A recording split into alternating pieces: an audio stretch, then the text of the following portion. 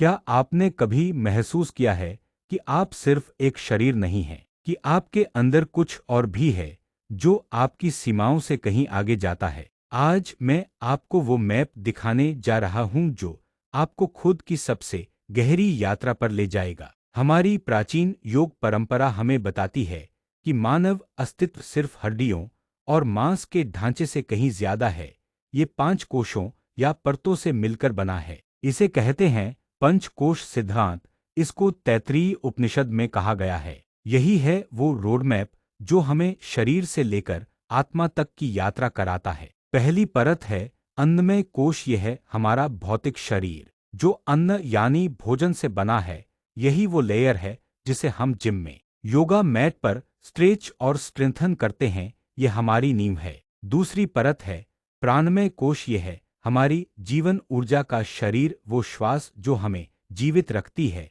प्राणायाम इसी कोश को मजबूत और संतुलित करने का काम करता है। तीसरी परत है मनोमय कोश। यह है हमारे थॉट्स, इमोशन और बिलीव्स का सूक्ष्म शरीर, हमारा मन जो कभी शांत तो कभी तूफानी होता रहता है। ध्यान और प्राणायाम इसी को शांत करते हैं। चौथी परत है विज्ञानमय कोश। यह हमारी इंट्यूशन, विजडम और इनर नोइंग का स्तर है।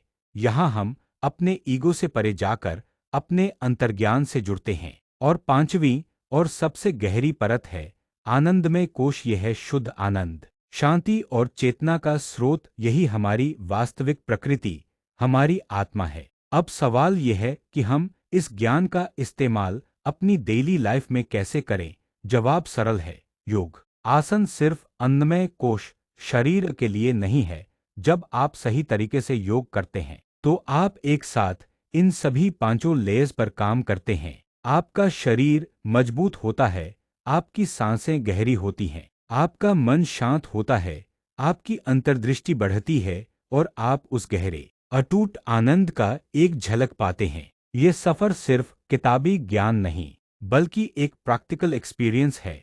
और यही वो अनुभव है जो मैं आपको अपने पर्सनल योग सेशंस में दिलाना चाहता हूँ।